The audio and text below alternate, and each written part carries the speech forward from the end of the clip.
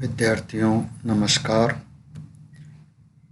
जैसा कि आपको विदित है, हम लघु सिद्धांत कौमुदी का अच्छ संधि प्रकरण पढ़ रहे थे और इसमें हमने काफ़ी सूत्रों का अध्ययन कर लिया था। इससे पूर्व वाली क्लास में हमने उपसर्ग संज्ञा विधायक सूत्र और धातु विधायक सूत्र ये पढ़ लिए थे और जो अंतिम सूत्र था वो है उपसर्गादृति धातु। ये सूत्र जो है हमने पढ़ लिया था। इस सूत्र को एक बार पुनः देखेंगे कि अवर्णांत उपसर्ग के पश्चात यदि ऋकारादि धातु हो तो अ प्लस री दोनों स्वरों के स्थान पर वृद्धि एकादेश होता है। इस सूत्र में हमने प्रार्थति इस सिद्धि को देखा था। प्र प्लस ऋच्छति, प्र में अ है और ऋच्छति में री है। इन दोनों का इस सूत्र से गुण का निषेध करके और वृद्धि एकादेश होता है। आद्गुण से गुण प्राप्त था, किंतु चूंकि यहाँ अवर्णांत उपसर्ग के पश्चात ऋकारादि धातु है तो ऐसी स्थिति में गुण का निषेध होकर यहाँ वृद्धि आदेश होगा और वृद्धिरादैच सूत्र से आ, ऐ और अव इन तीनों वर्णों की वृद्धि संज्ञा होगी और स्थानीय अंतरतम सूत्र से इन तीनों में से आ ही आदेश होगा और ये आ उरण रपरह सूत्र से रकार परक होगा। तो रकार परक होने की स्थिति में प्र हलंत हो जाएगा, अ और री इसके स्थान पर आ वृद्धि आदेश हुआ और उरण रपरह से रकार परक हुआ तो आर क्षति मिला देंगे तो प्रार्थति रूप सिद्ध हो जाएगा। अगला जो सूत्र है वो है एंगी पर रूपम। एंगी पर रूपम ये पर रूप संधि का सूत्र है। ये सूत्र क्या कहता है देखिए, आत उपसर्गात एंगादौ धातौ परे पर रूपम एकादेश स्यात् प्रेजते उपोषति। अवर्णांत उपसर्ग के बाद यदि एंगादि, एंगादि से मतलब है एंग प्रत्याहार आदि में है जिसके, एंग प्रत्याहार में ए और ओ ये दो स्वर आते हैं, तो एंगादि धातु हो तो अ वर्ण और एंग यानी ए और ओ इन दोनों के स्थान पर रूप एकादेश होता है। पर रूप का मतलब है बाद वाला रूप। बाद वाले से मतलब क्या हुआ, एंग आदेश होता है। कैसे देखिए, यहाँ उदाहरण दिया जा रहा है प्रेजते, प्र प्लस एजते। प्र जो है अवर्णांत है, एजते एंगादि धातु है। एंगादि का मतलब है कि इस धातु के, एज धातु के आदि में ए है तो ये एंगादि हो गया। तो ऐसी स्थिति में यहाँ वृद्धि रेची सूत्र का निषेध करके यह सूत्र एंगी पर रूपम जो सूत्र है यह प्र के अकार और एजते के एकार इन दोनों के स्थान पर रूप यानी ए एकादेश करता है। तो अ का लोप हो जाएगा, ए रह जाएगा। ए जब प्र में मिलेगा तो प्रे बन जाएगा, तो प्रे प्लस ए जते मिला देंगे तो प्रेजते रूप सिद्ध होगा। इसी तरह उपोषति, उपोषति में उप प्लस ओषति, उप प्लस ओषति प में अकार है और ओषति जो है एंगादि धातु है। अ और ओ मिलकर वृद्धि रेची सूत्र से वृद्धि एकादेश होता है, प्राप्त होता है, किंतु एंगी पर रूपम जो सूत्र है ये उसका निषेध कर देता है और निषेध करके अ प्लस ओ इन दोनों के स्थान पर रूप यानी ओ आदेश कर देता है और अ का लोप हो जाता है। जब उप पहलंत और ओ इसमें प में मिलेगा तो उपो क्षति रूप सिद्ध हो जाता है। अब देखिए हम आगे बढ़ते हैं। अगला जो सूत्र है वो टी संज्ञा विधायक सूत्र है।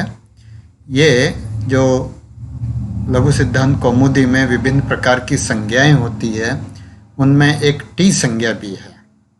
अचो अंत्यादि टी, अचो अंत्यादि टी, अचाम मध्ये यो अंत्यः स आदिर्यस्य तत् टी संज्ञम स्यात्, कि स्वरों में जो अंतिम स्वर वह जिस वर्ण समुदाय के आदि में हो उस वर्ण समुदाय की टी संज्ञा होती है। कहने का मतलब यह है कि किसी शब्द में जो अंतिम स्वर है वह अंतिम स्वर और उसके बाद आने वाले हलंत वर्ण यानी व्यंजन दोनों मिलकर जो है दोनों की टी संज्ञा होती है। उदाहरण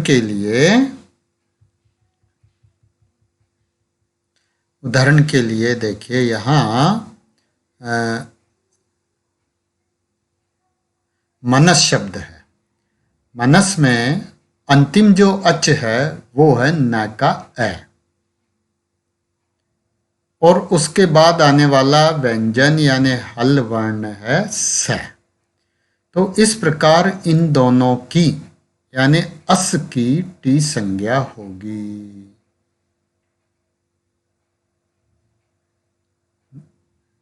अ की, हाँ, अस वर्ण समुदाय की जो है टी संज्ञा होगी। अब देखिए वार्तिक आ रहा है। वार्तिक क्या कहता है? शकंद्वादिषु पर रूपम वाच्यम तत् च टेह शकंधु करकंधु मनीषा अकृति गणो अयम मार्तंड है। शकंधु आदि शब्दों में उनकी सिद्धि के अनुगुण पूर्व पर के स्थान पर रूप एकादेश हो और वह पर रूप टी को हो, टी संज्ञक को हो। पर रूप आदेश होगा वो टी संज्ञक के स्थान पर होगा, जैसे शकंदु, करकंदु, मनीषा आदि। अब देखिए उदाहरण से ये स्पष्ट होगा कि शकंदु शक प्लस अंधु, शक में क में अ है और अंधु का अ है। तो यहाँ अकह सवर्ण दीर्घ आगे सूत्र आएगा से अ प्लस अ के स्थान पर दीर्घ प्राप्त होता है, किंतु इस वार्तिक से जो शक का अ है इसकी टी संज्ञा होगी है। कौन से सूत्र से? अचोन्त्यादि टी सूत्र से। और टी संज्ञा और उसके बाद जो अ है इन दोनों के स्थान पर रूप एकादेश यानी ये बाद वाला अ हो जाएगा, पहले वाले अ का लोप हो जाएगा। इस प्रकार जो शक क हलंत हो गया और अंधु शकंधु रूप सिद्ध होता है।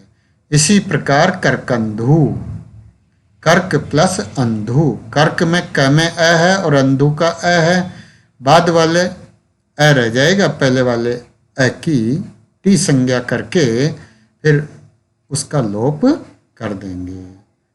अब एक सिद्धि आती है मनीषा, जो महत्वपूर्ण भी है और समझने लायक भी है। कैसे?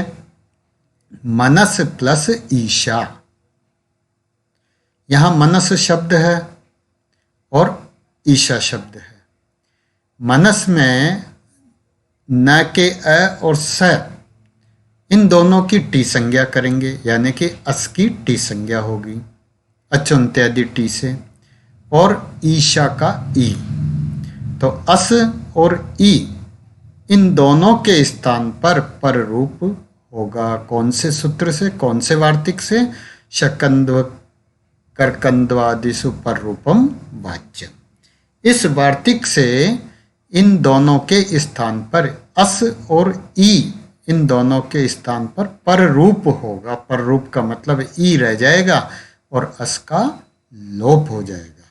जब लोप हो जाएगा तो न में ई मिलेगा, तो मनीषा, मनीषा रूप सिद्ध हो जाएगा।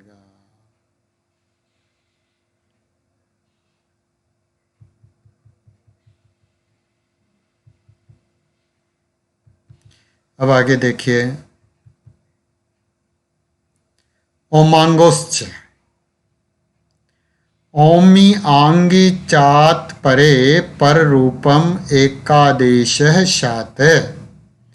यदि अवर्ण के पश्चात ओम और आंग हो तो पूर्व और पर दोनों के स्थान पर रूप एकादेश होता है। ये जो सूत्र है ये भी पर रूप विधायक सूत्र है, पर रूप करने वाला सूत्र है, किंतु इसकी जो स्थिति है वो अलग होगी।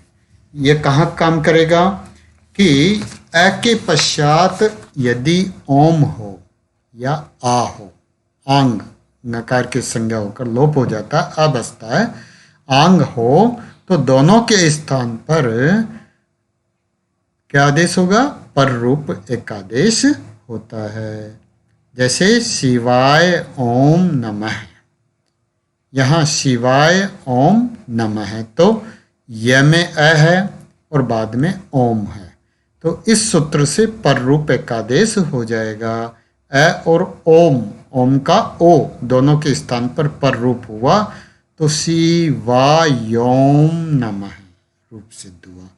फिर मानुस्वार सूत्र से मकार को अनुस्वार कर देंगे तो शिवायोम नमः रूप सिद्ध हो जाएगा। विद्यार्थियों, आज इतना ही। धन्यवाद।